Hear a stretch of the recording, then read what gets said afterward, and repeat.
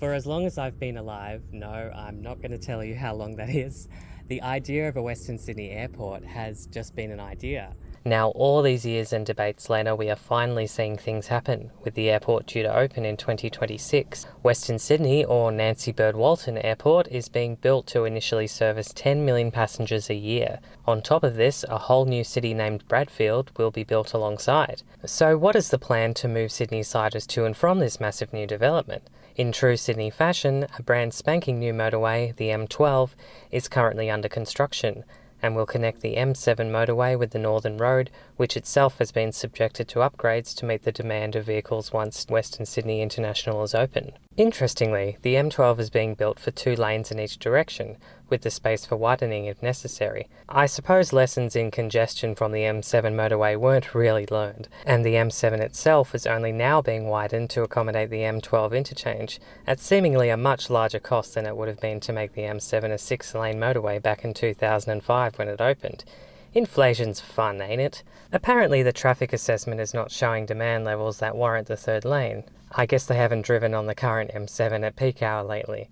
For us non-car-centric citizens, a new metro line is also under construction. This will begin at St Mary's Station on the current T1 Western Line and will run south through Orchard Hills and Luddenham, with stops within the airport precinct at Airport Business Park, Airport Terminal and Bradfield. Altogether a 23-kilometre track, and hopefully the start of future extensions, including a further 23 kilometres connecting to an interchange at Macarthur, which as it stands will have limited means to access the airport by public transport when the airport opens. The airport metro branching from the Sydney Trains T1 line at St Mary's will be the main access point for at least the first stage of the airport's operation. With the M1 metro at Tallawong about 15 kilometres away, it would seem a no-brainer to connect the line and make a flawless journey between the airport and Sydney's northwest, on top of providing a secondary route to the city should the T1 line be experiencing delays, or worse, closed for track work. Unfortunately, the prospect of this has not really been possible, as each metro project has been run by different private operators running different electric currents, the M1 on 1500 volt and the airport metro running on a 25 kilovolt. The airport metro trains will also be built by a separate manufacturer, German company Siemens, and will be built about 30 centimetres wider than the M1 metro trains to accommodate passenger luggage. So the best we can hope for with an M1 connection is an interchange at St Mary's, allowing passengers to change to either T1 Sydney trains or M1 metro trains. Not ideal, but I believe essential, as piling every commuter solely onto the T1 line spells likely congestion issues on the platforms and the Sydney trains, which, as most of us already know, aren't really built for luggage.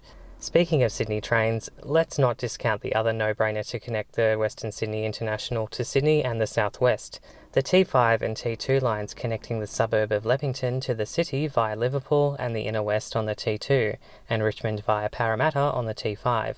A close approximate 10-kilometre distance from the Western Sydney International, the line could be extended to terminate alongside the metro at the airport terminal or even at Bradfield, and give arriving and departing passengers more choice for alternate journeys through Sydney's rail network. This one is actually more than just an idea. The planning and community consultation for this extension dates back to 2015, with additional consultations in 2018 based on this submission report from Transport New South Wales. However, these additional reports seem to be focused more on connecting Oran Park to Macarthur rather than an extension of the Leppington line. The report states that the government has committed to a tunnel from Oran Park to Macarthur.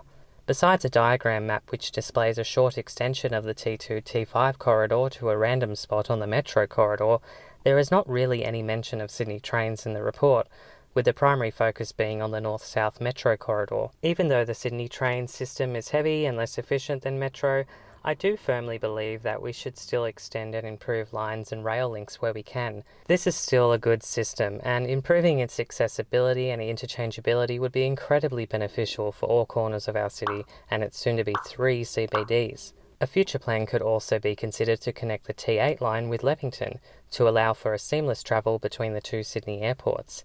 Imagine if, for whatever reason, you flew into Kingsford Smith but had to fly out of Nancy Bird Walton in the same day, and could take one train ride to get from one airport to the other, instead of having to change trains with your heavy luggage multiple times. Talk about efficiency. So how will you be getting to the new airport? Let me know in the comments below, and don't forget to like, share and subscribe for more content. And until next time, happy commuting.